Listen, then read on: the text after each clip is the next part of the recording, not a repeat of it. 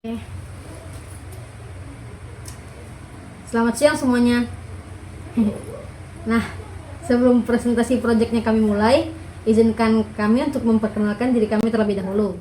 Nah, proyek ini dipersembahkan oleh kami berdua, yaitu saya, Dia Zarifa dengan NIM 75, dan teman saya, Nisrina Retnasari dengan NIM 60, angkatan 2024.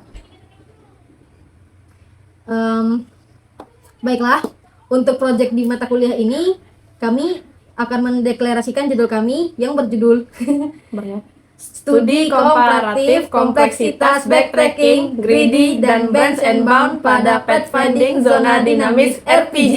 Wih. Nah, jadi kenapa sih kami memilih studi kasus RPG ini?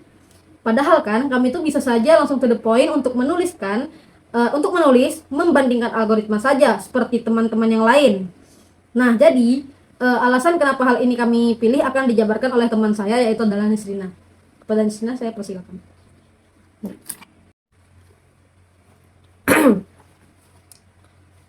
Oke, di sini saya akan menjelaskan kenapa sih kami mengambil studi kasus penerapan algoritma pada RPG. Sebelum itu, pasti beberapa teman-teman sekalian yang tidak tertarik atau tidak familiar terhadap game itu akan bingung, apa sih itu RPG?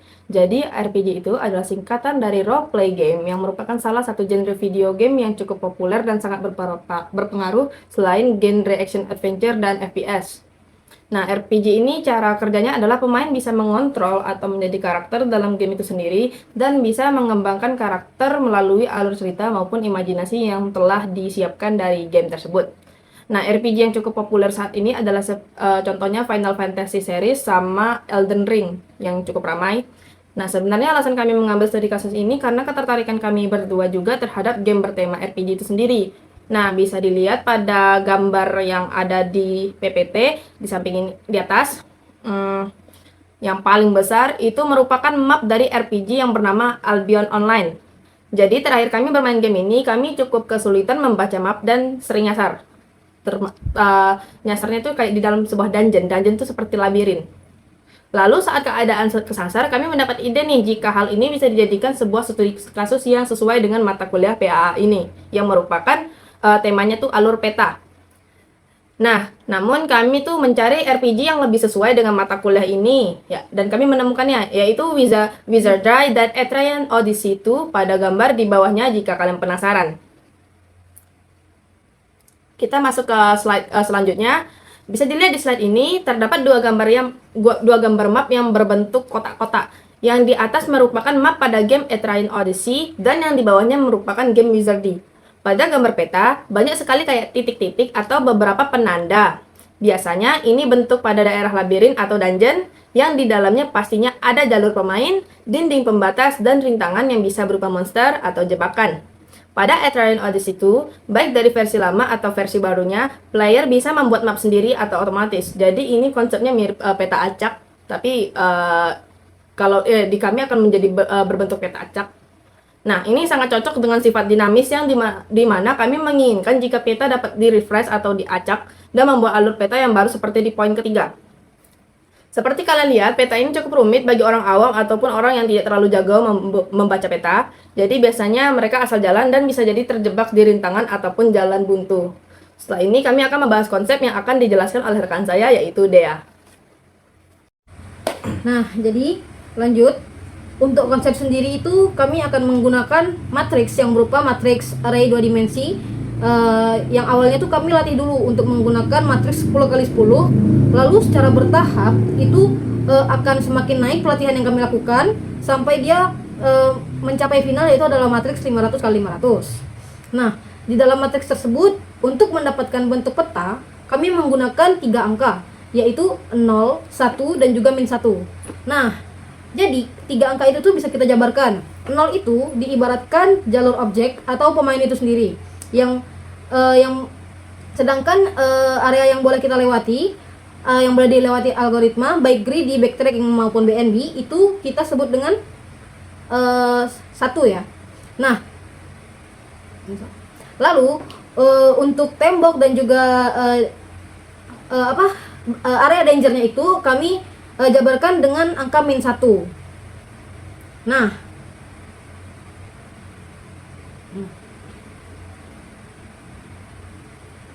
Pokoknya rintangan yang akan kami sampaikan di situ tuh nanti tuh untuk min satunya itu tuh akan respon secara acak setiap kami merefresh peta tersebut ya.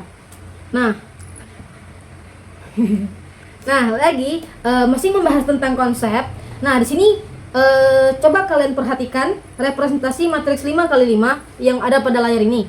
Nah itu adalah gambaran kasarnya. Di titik S itu kita gambarkan sebagai start atau posisi awal, dan F adalah finish atau tujuannya. Nah, nanti objek algoritma kita itu akan bergerak menyusuli jalur yang sudah ditandai dengan angka 0, lalu dibatasi dengan angka 1, dan harus menghindari angka yang min 1, karena min 1 itu adalah dinding atau rintangan. Nah, melihat gambaran ini, mungkin ada yang bertanya-tanya tuh, lah kenapa pengujian akhirnya harus memakai matriks berskala 500 x 500? Bukannya itu besar banget dan bakal memakan banyak memori. Nah, justru dari situlah inti dari pengujian yang kami lakukan. Kenapa kami tidak berhenti di skala 100 x 100 saja? Kan lebih easy gitu kan? Nah, alasannya itu adalah untuk mendapatkan resolusi perbandingan waktu yang benar-benar valid. Gunanya itu untuk membuktikan teori asimptotik PAA pada prosesor laptop modern saat ini. Komputasi matriks 100 x 100 itu seringkali dieksekusikan dengan sangat cepat, bahkan di bawah 1 milidetik.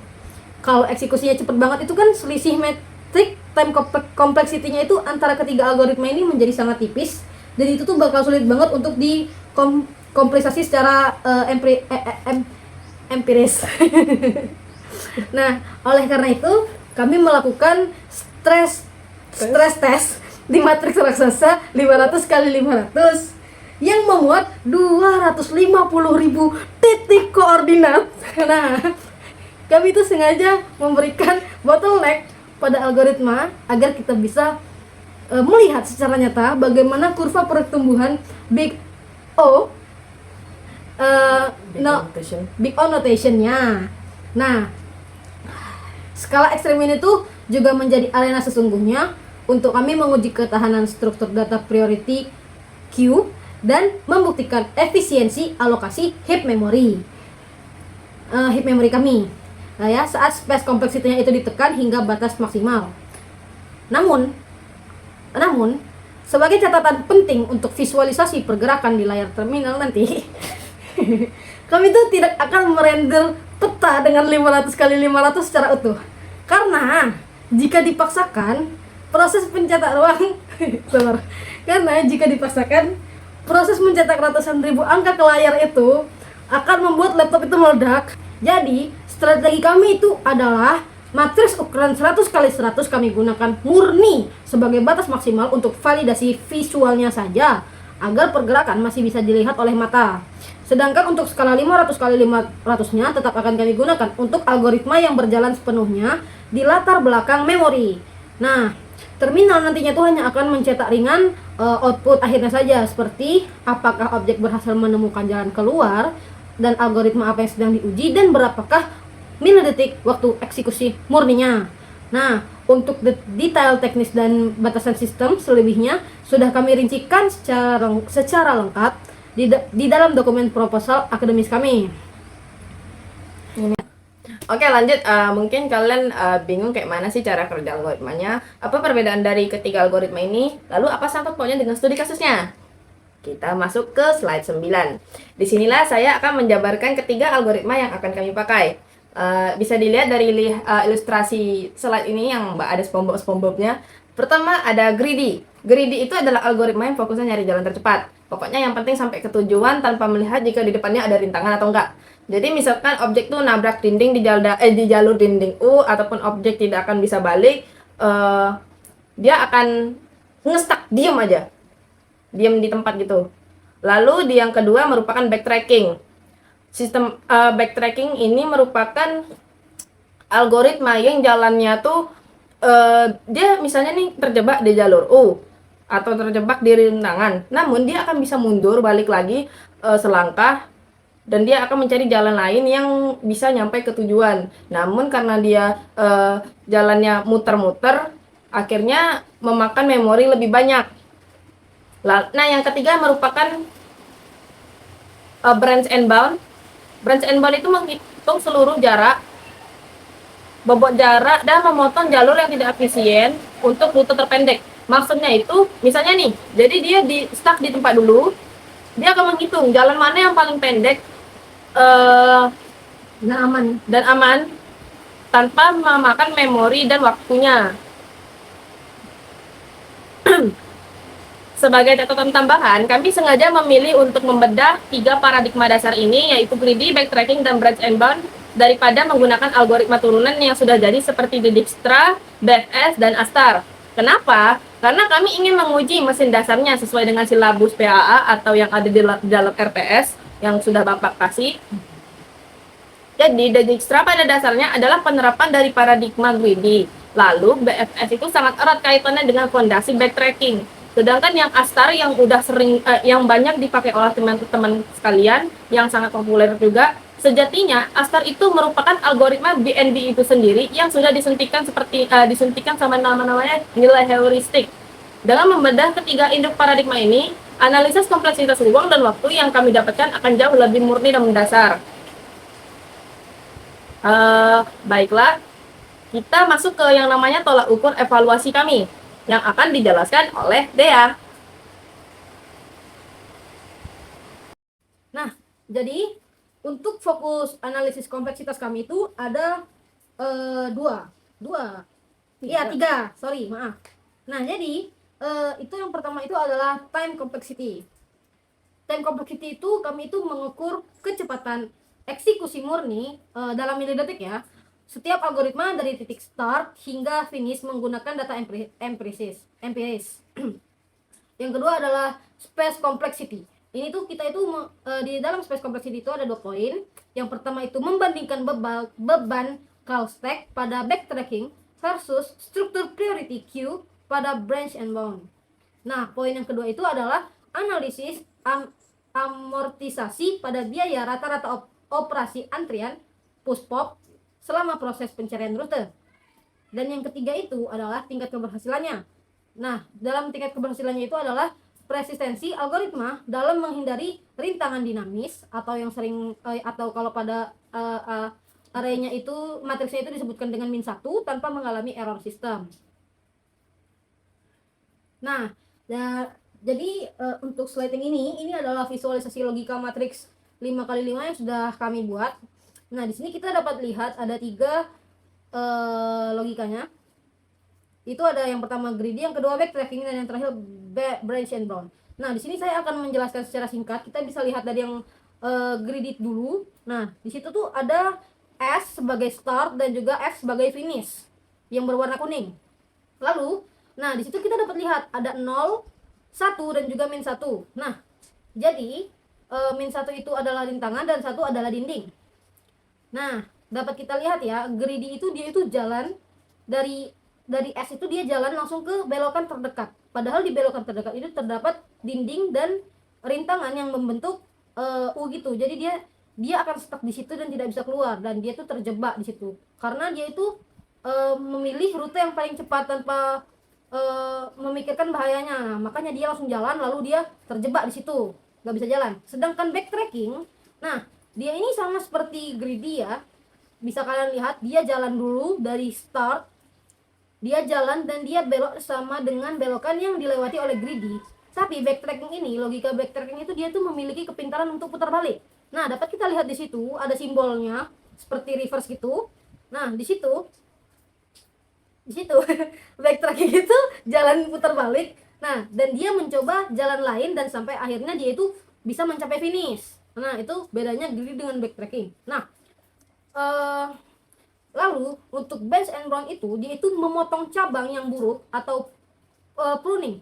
Nah, di situ di atas dapat dilihat ya, ada penjelasannya. Logika pruning itu adalah visualisasi pemotongan cabang jalan yang tidak efisien. Jadi sebelum dia mulai jalan, dia itu akan memvisualisasikan dulu bentuk petanya, dan dia itu akan mencari jalan dengan time cepat dan juga space yang tidak memakan banyak. Jadi dia langsung mencari jalan yang aman dan juga cepat. Nah, dapat kita lihat itu pada yang warna hijau-hijau itu. backtracking, bench and bound, sorry. Nah, pada bench and bound itu dia dari start dan dia langsung lurus, nggak belok kayak greedy dan backtracking karena dia sudah tahu jalan yang aman dan cepat di mana. Nah, di sini kami akan masuk ke pembagian tim. Yeay. Nah, di sini karena timnya cuman kami berdua, di sini saya Dia Zarifa akan mengerjakan implementasi logika greedy dan juga Batch and Brown, manajemen pemilihan jalur berdasarkan bobot terkecil dan juga pengujian space analisis.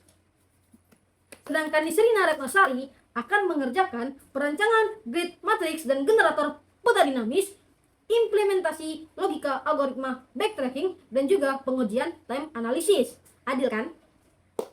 Nah, jadi sebelum karena PPT-nya udah selesai nih, sebagai tambahan kelengkapan tugas, kami itu akan menampilkan secara singkat dokumen proposal proyek tugas akhir kami yang sudah diselaraskan dengan presentasi tadi. Nah, di sini kami sudah memperlihatkan proposal kami. Nah, di proposal ini tuh kami udah merincikan secara mendalam landasan teori pemilihan studi kasus, parameter visual, evaluasi metrik, hingga spesifikasi arsitektur memori yang kami gunakan, yaitu alokasi heap memori yang menggunakan C++. Nah, proposal ini juga memuat metodologi pembatasan dari matriks 0, 1, dan min 1, serta timeline eksekusi proyek kami, namun secara rencana saja ya, dari fase perancangan environment hingga pengujian stress test pada skala es krim 500 x 500. Dokumen proposal tertulis ini akan kami lampirkan secara terpisah dalam pengumpulan tugas agar dapat ditinjau lebih lanjut oleh Bapak sekalian. Nah, sekali lagi sekian presentasi dari kami. Terima kasih atas perhatiannya. Selamat siang, pagi, malam maupun sore. Semoga presentasi kami dapat dimengerti. Sekian, bye bye.